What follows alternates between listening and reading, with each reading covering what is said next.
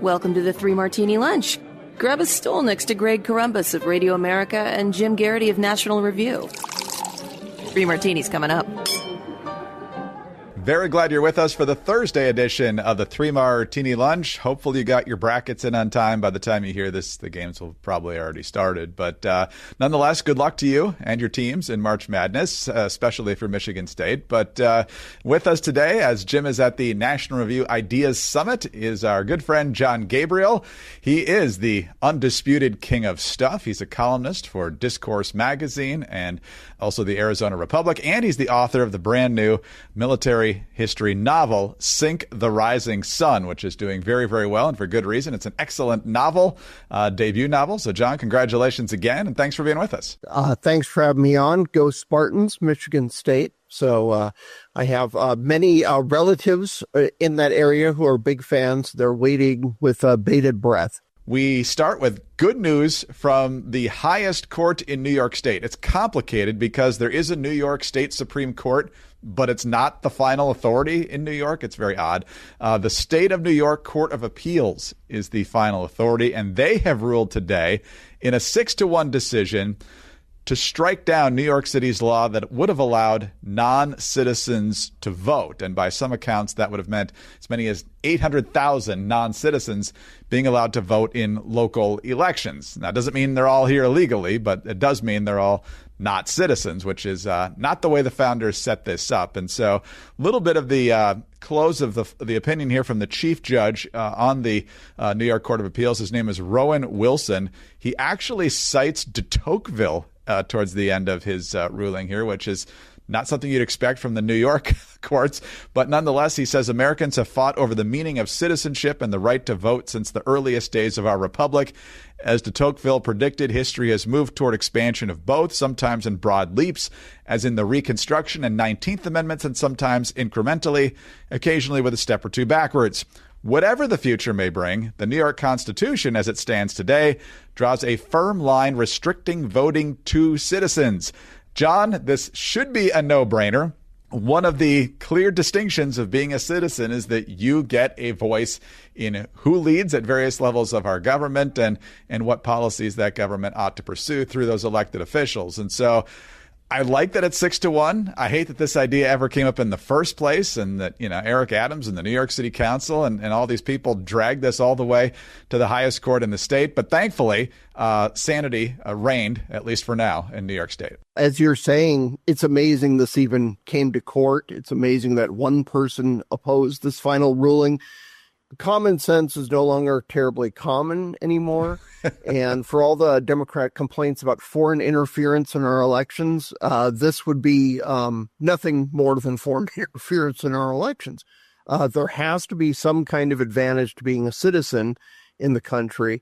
And for something as, we're always hearing the vote is sacred and democracy is so important. Well, you can only have citizens choosing their leaders. This isn't rocket science here. And I'm glad every day it seems like another crazy woke idea is being rejected. And it's definitely good to see this one.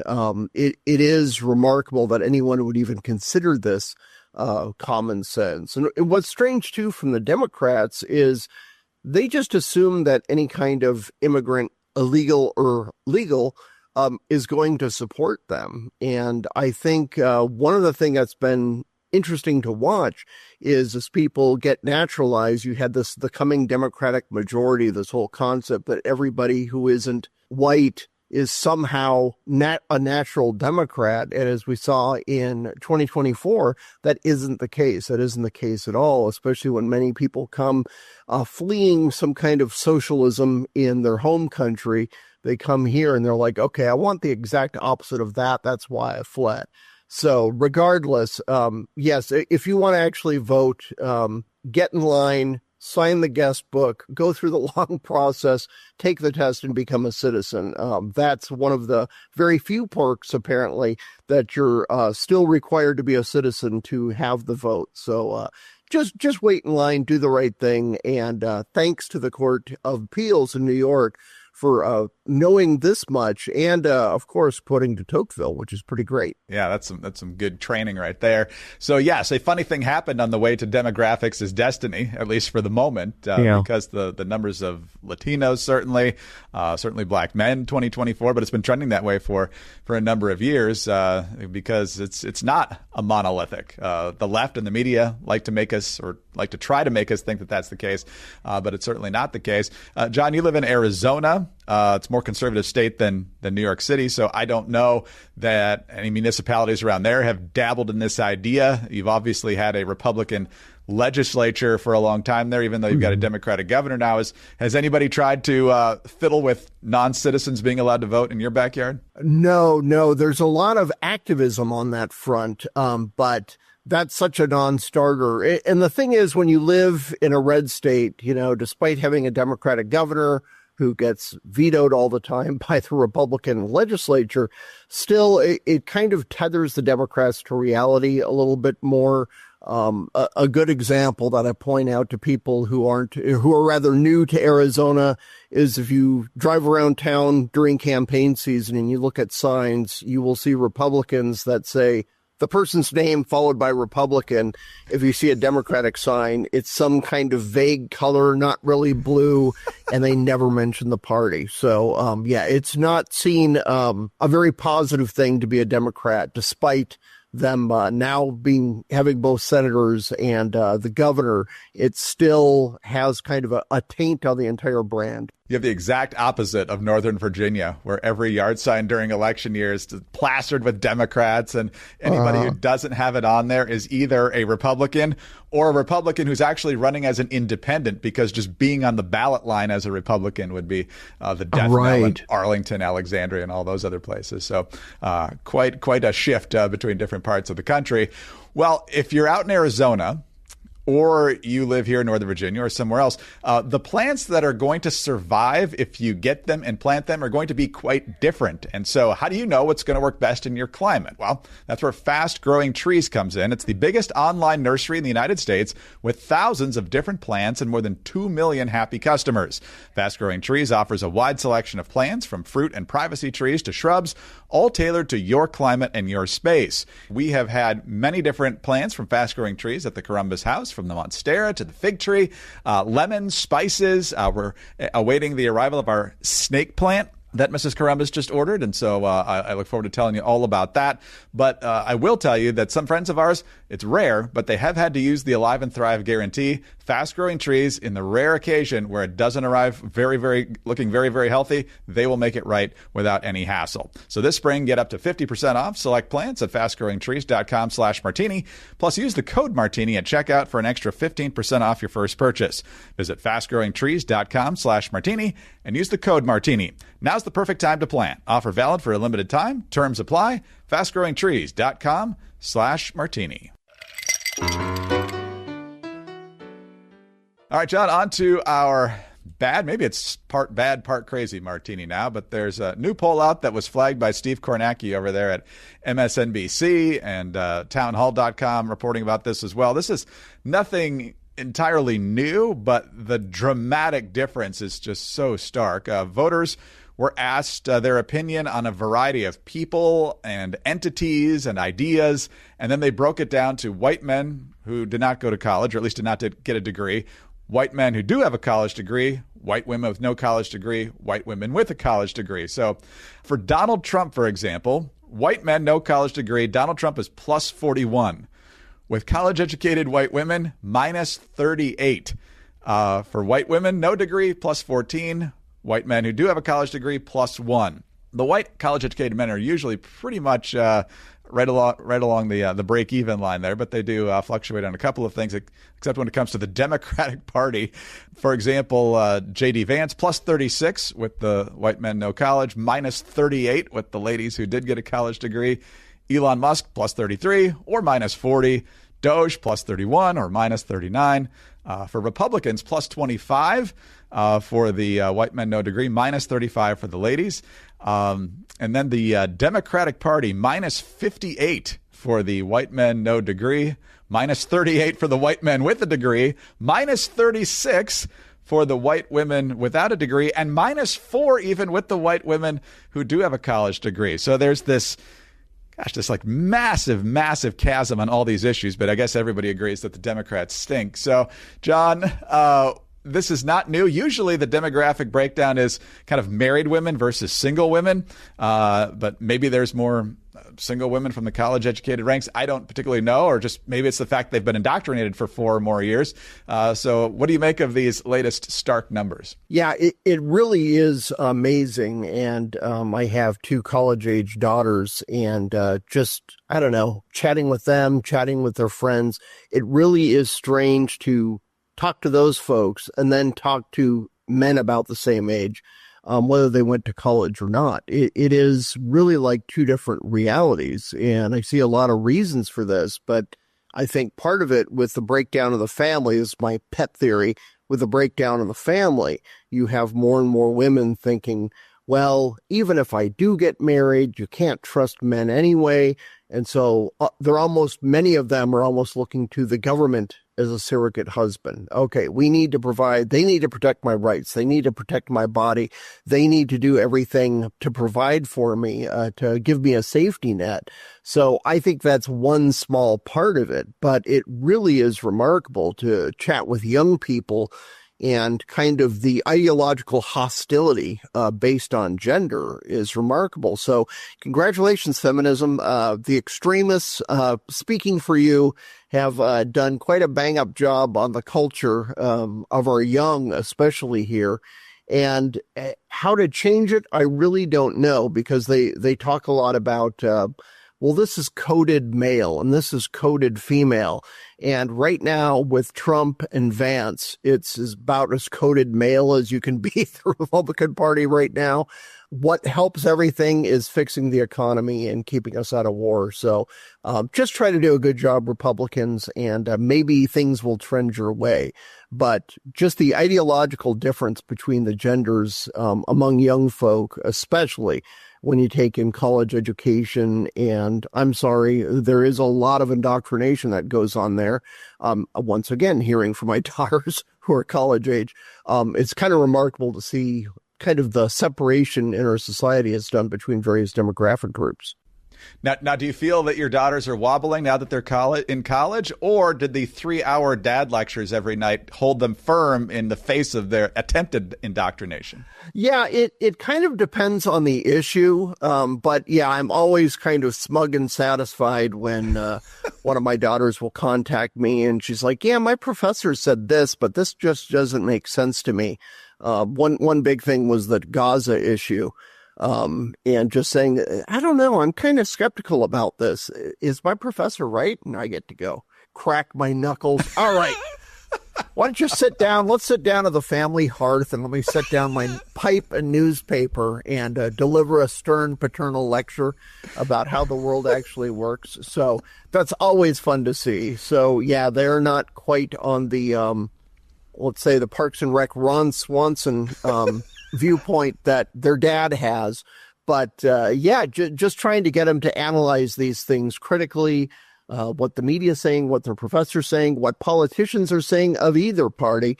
Just say, okay, well, do your own research on a lot of these things and come to the conclusion you think is best. But it is really some of the stuff their professors say. It's pretty rare, but it can be crazy. There's a reason they aren't going to the crazy lefty schools, but still, they get some doozies from their profs. And if the exit polling from 2024 is correct, young men around that age have undergone a pretty dramatic shift towards the right. I was on a college campus last fall, and there was a lot of guys that seemed to be unabashed in their support for Donald Trump about a month before the election, which surprised me based on what we had seen on college campuses for so many years going back 20 plus years. So interesting shift that the Democrats did not anticipate, which is why they're deeply underwater among just about everyone, and even among the far left college educated women for the most part. And if I could just add one thing too, when you talk to young men, and I think even someone, I'm 107 years old, as everyone knows. I wasn't indoctrinated this badly, but young men have been called the enemy their entire life. You know, all society, all education, K through 12 and into college, is just basically dumping all the world's problems on them, dumping all the blame on them. Yeah, it's no wonder why there's a kickback going on right now. So, make it smart, do it well, but keep up the opposition, young men. We're with you. We see ya.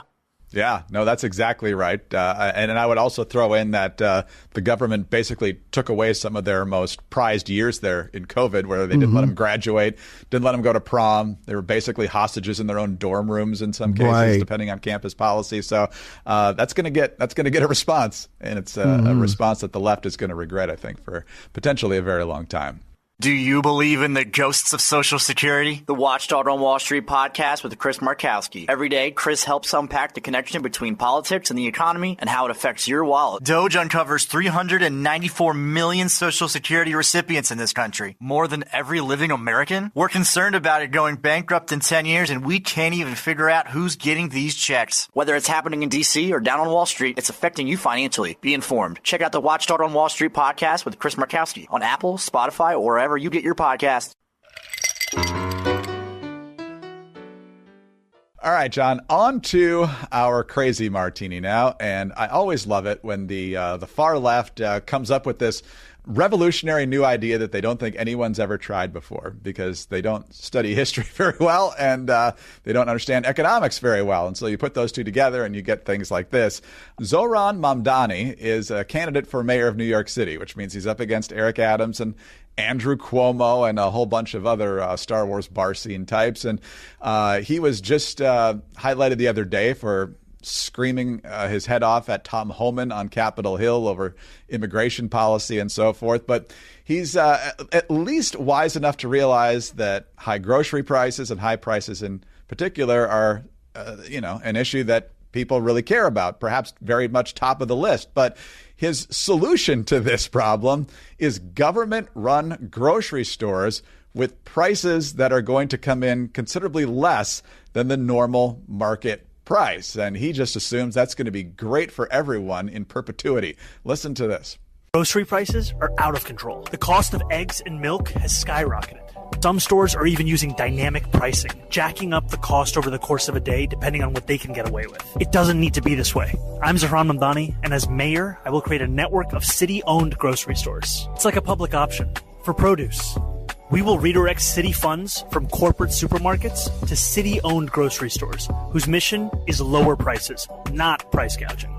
These stores will operate without a profit motive or having to pay property taxes or rent, and will pass on those savings to you.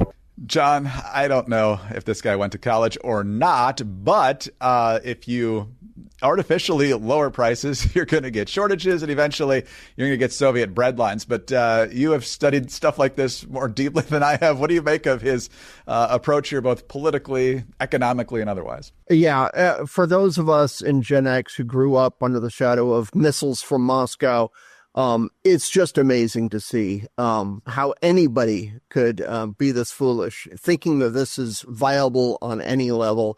For the kids who are around in the 80s, there are many Soviet jokes, and I'm reminded of the one where one comrade sees an old woman walking back home carrying a cartload of rolls of toilet paper, and he just can't believe it. He's like, ma'am, where did you buy these? Where did you possibly find rolls of toilet paper? She's like, buy them? No, I didn't go to the store. I'm coming back from the laundromat. I need to have them cleaned again. So, yeah, that's Soviet efficiency right there. I'm sorry. It's just ridiculous that people think this could somehow work. Price controls don't work. All these crazy schemes don't work. And it's weird to see a guy running for mayor of New York running pitches like Crazy Eddie's. Hey, we'll have the lowest prices anywhere, guaranteed. It's not going to work. It can't work. It's never worked. And all it's going to do is produce shortages. As you say, Soviet-style bread lines. It's ludicrous. And how this guy thought that he could sell that in this day and age shows the deficiencies of our educational system. And gosh, hopefully it goes down in flames among voters, because even pretty far to the left Democrats have to realize that this crazy idea of government food stores is not going to end well. Yeah, it's incredible. And of course, the crazier he gets by trying to confront Tom Homan or stunts like this, the media is going to paint him because he's a young guy and he's fairly well spoken. They're going to try and pump him up because I think they kind of see Andrew Cuomo as old news. But Andrew Cuomo almost looks like a moderate compared to this insanity. Doesn't mean you should support Andrew Cuomo, trust me. Right. But, this is the kind of thing that the left loves to highlight. It's why they gave AOC just gobs of attention from day one. Jasmine Crockett gets gobs of attention now because they're just trying to go as far left as hard as they can, and the media just can't get enough of that because they don't understand either. Yeah, math isn't a requirement, isn't a strict requirement for journalism degrees. So, yeah, it's not a strong suit. The free market, people. Look it up. It's been around for a while, and it works better than everything else by a long shot. So keep your artificial price controls to yourself. So, Jon, that's a crazy one for sure. But we'll probably have plenty of options for crazy and hopefully a lot of good tomorrow as well when you'll be back with us again. Thank you so much for your time today. We look forward to chatting with you again tomorrow. Always great to be on. Thank you. Jon Gabriel is the undisputed king of stuff. He's a columnist with the Arizona Republic as well as Discourse Magazine through the Mercatus Center. And he's also the author of Sink the Rising Sun, fantastic novel about submarine warfare in the Pacific during World War II. I'm Greg Corombos. Jim Garrity again will be away tomorrow. Please subscribe to the 3 Martini Lunch podcast if you don't already. Please tell your friends to join us as well. We'd love to have them listening. Thanks also for your 5-star ratings and your kind reviews. Please keep those coming. Get us on your home devices. All you have to say is play 3 Martini Lunch podcast. Follow all of us on X. Jon is at XJon, EXJON. Jim is at Jim Garrity. I'm at Greg Corombos. Have a terrific Thursday. Join us again Friday for the next 3 Martini Lunch.